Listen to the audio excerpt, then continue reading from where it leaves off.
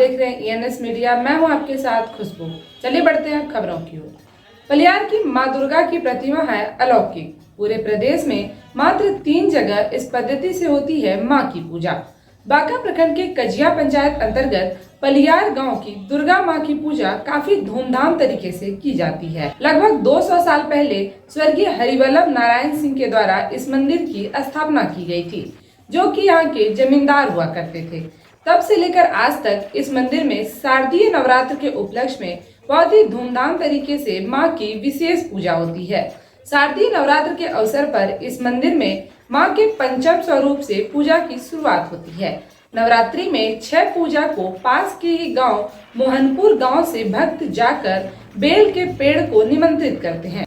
फिर सप्तमी को उक्त गांव के नदी किनारे ही नव पत्रिका तैयार की जाती है। इस पद्धति में बेल भरनी, केला थंब, अशोक का पत्ता, हल्दी का पेड़, मैनी के पत्ते, कच्छू, धान, जयंती और अनार से मां की भव्य और आकर्षक प्रतिमा तैयार की जाती है। पूरे जिले में यही एकमात्र मंदिर है जहां मां की प्रतिमा मिट्टी से नहीं बल्कि नव पत्रिका से तैयार की जाती है, जिसमें सिर्फ एक ही कुल के लोग सैकड़ों सालों से हर नवरात्र में मां की विशेष पूजा करते हैं। इसी प्रकार की विशेष पूजा पूरे प्रदेश में पलियार के अलावे मात्र खड़हरा और आलमनगर मधेपुरा में होती है। इस पद्धति को नव पत्रिका के नाम से जाना जाता है। ढोल बाजे नगाड़े के साथ मां को नदी किनारे से पालकी में लाया जाता है। महिलाएं गीत गाकर मां का भव्य स्वागत करती हैं। मां को मंदिर में सोने चांदी के जवाहरात से सुसज्जित किया जाता है। मां के इस स्वरूप को देखकर भक्त मंत्रमुग्ध हो जाते हैं। मंदिर में पंडित के द्वारा विशेष मंत्रों से मां के स्वरूप को अभिमंत्रित किया जाता है। अगर पूजा पद्धति की बात की जाए तो मां की कई पद्धतियों से पूजा अर्चना की जाती है। रात में अगर अष्टमी रहे तो उसी दिन मां के आगमन पर बलि दी जाती है। फिर रात में निशा पूजा की जाती है। अष्टमी को आसपास के गांव की हजारों महिलाएं मां को डलिया चढ़ाने आती हैं।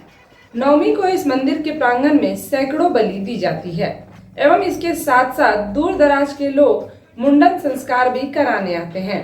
आमतौर पर देखा यह गया है कि हर जगह रामनवमी के अवसर पर ध्वजा लगाया जाता है, जबकि इस मंदिर में नवमी को ही बजरंगबली का ध्वजारोहण किया जाता है।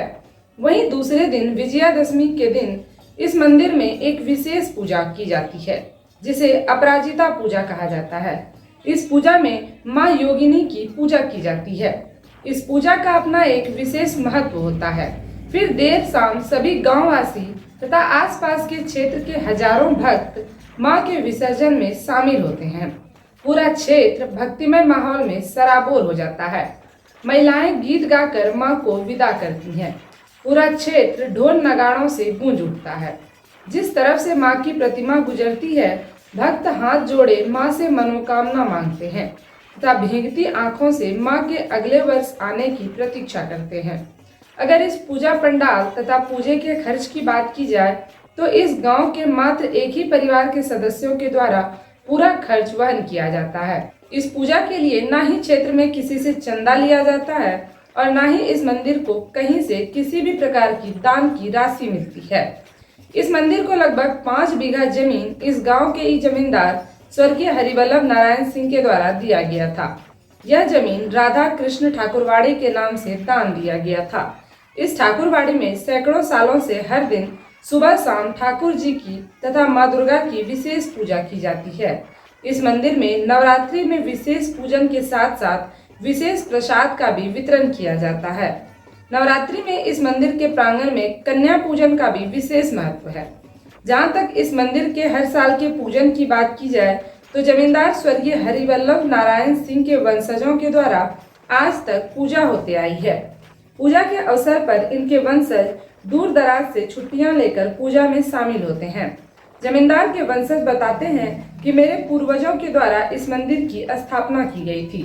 तब से लेकर आज तक हम सभी परिवार के लोग अपने पूर्वजों की उस परंपरा को निभा रहे हैं। हमारे लिए यह मात्र एक परंपरा नहीं बल्कि हमारे पूर्वजों के द्वारा दिया हुआ विरासत है, जिसको संभालना हमारा पहला कर्तव्य है। नवरात्रि के अवसर पर इस गांव के हर परिवार के सदस्य विशेष रूप से मां के पूजन के लिए एकत्रित होते हैं। आसपास के गांव के लोग बताते हैं कि पलियार की मां की महिमा अपरंपार है।